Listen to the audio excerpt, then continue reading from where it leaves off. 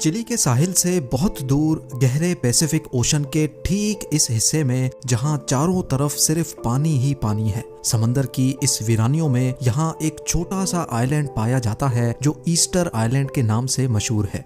लेकिन इसकी मशहूरी की असल वजह इसका नाम या फिर इसका पैसिफिक ओशन में बिल्कुल तन्हा होना नहीं, बल्कि ये आइलैंड यहाँ पाए जाने वाले ड्यो कामत स्टैचूज की वजह से मशहूर है। पैसिफिक ओशन के इस रिमोट आइलैंड पर हजारों की तादाद में पाए जाने वाले ये भारी भरकम स्टैचूज आखिर बनाए किसने थे? क्या वो किसी और दुनिया से आए एलियंस थे या फिर हम जैसे इंसान? ज़ेम टीवी की वीडियोस में एक बार फिर से खुशामदीद। नाजरीन, ये बात है ईयर 1722 की, यानी आज से करीब 300 साल पहले, जब एक यूरोपियन एक्सप्लोरर जैकब रोगवीन अपनी बोट में तैरते तैरते गलती से इस आइलैंड पर आ पहुंचा था। उसने क्या देखा कि इस आइलैंड पर पत्थर से बने कुछ स्टैचूज समंदर को पीठ देकर खड़े हैं। देखने में ये स्टैचूज किसी देव की तरह लगते थे जिनको बड़ी महारत से पत्थर को तराश कर बनाया गया था।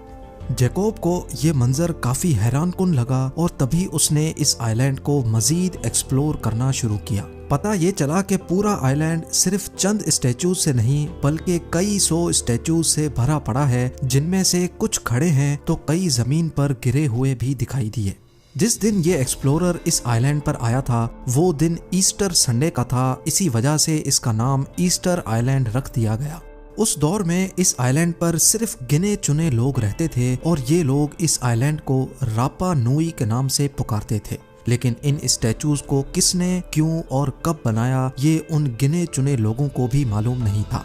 बस उस दिन से लेकर यहाँ आर्कियोलॉजिस्ट और एक्सपर्ट्स के आने का सिलसिला शुरू हो गया। कुछ लोग ये मिस्टीरियस आइलैंड सिर्फ देखने जाते थे तो कई इनके पीछे छुपे राजों से पर्दा उठाने की कोशिश में लगे रहते।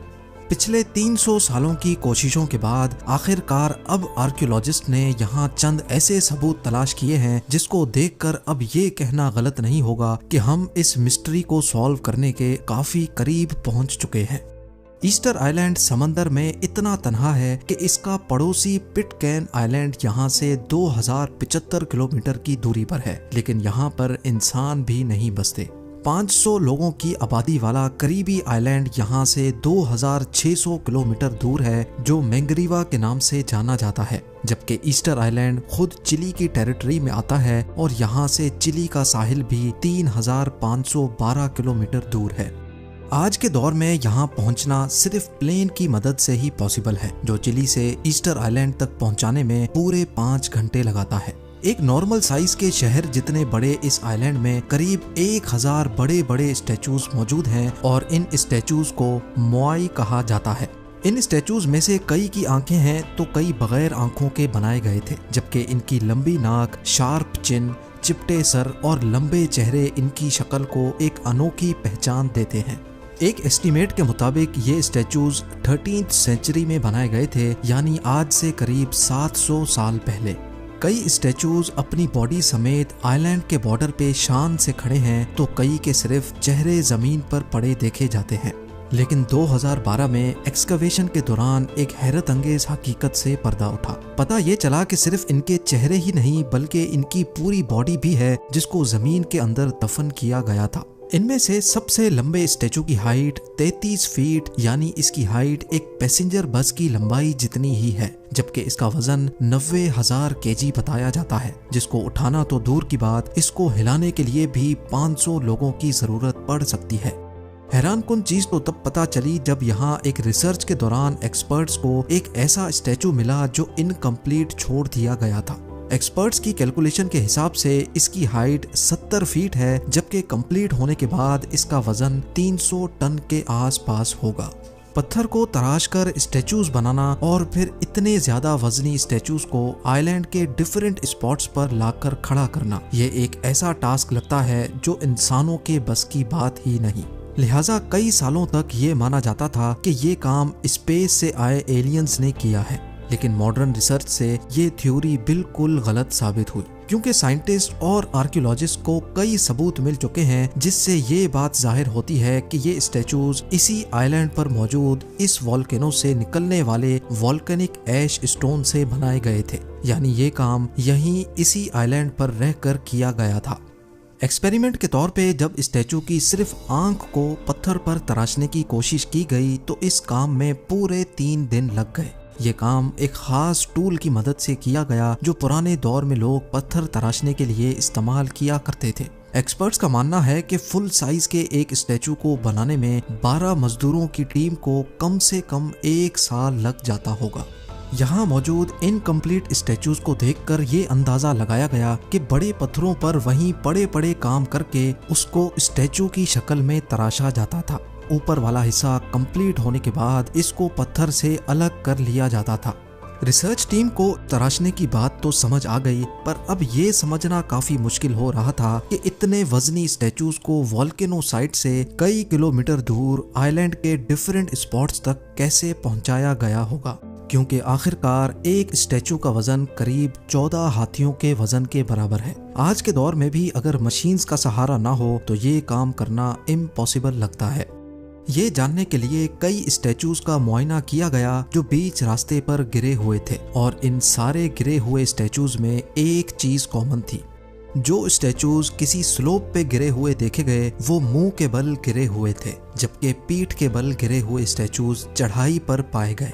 ये देखकर साफ जाहिर होता है कि जब ये स्टैचूज ट्रांसपोर्ट किए जा रहे थे तब ये स्टैंडिंग पोजीशन में थे और ट्रांसपोर्ट के दौरान ही ये गिरकर टूट गए।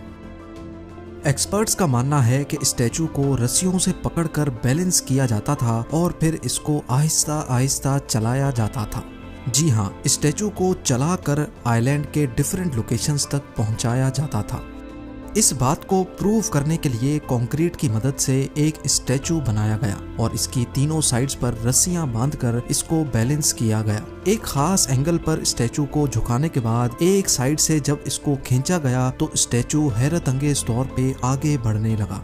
इसी तरीके से स्टैचू को 50 फीट के डिस्टेंस तक मूव किया गया, जिससे ये बात तो साबित हो गई कि ईस्टर आइलैंड पर रहने वाले लोग स्टैचूज को इसी तरीके से मूव किया करते थे। लेकिन एक आखिरी मिस्ट्री को सॉल्व करना अभी भी बाकी था कि ये लोग कौन थे जिन्होंने 1000 स्टैचूज बनाए, और यहाँ आखिर ऐसा हुआ क्या था कि ये लोग इनकम्प्लीट स्टैचूज ही छोड़ गए। एक स्टडी में बताया गया कि रापा नुई या ईस्टर आइलैंड पर किसी दौर में 17,500 लोग रहते थे। ये लोग पॉलिनीशियन थे जो ईयर 300 में इस आइलैंड पर आए थे, यानी 1700 साल पहले। हैरत अंगेज तौर पे तब ये पूरा आइलैंड ऐसा नहीं दिखता था जैसा कि आज दिखता है। यहाँ दरख्तों से भरा एक घना जंगल हुआ करता था और इस बात के कई सबूत भी मिल चुके हैं। ईस्टर आइलैंड से 25 अलग अलग किस्म के पॉलन एविडेंस मिले हैं, जिनमें सबसे भारी मिकदार पाम ट्रीज की थी। अगर यहाँ इतना ही घना जंगल था तो आखिर वो अब गया कहाँ?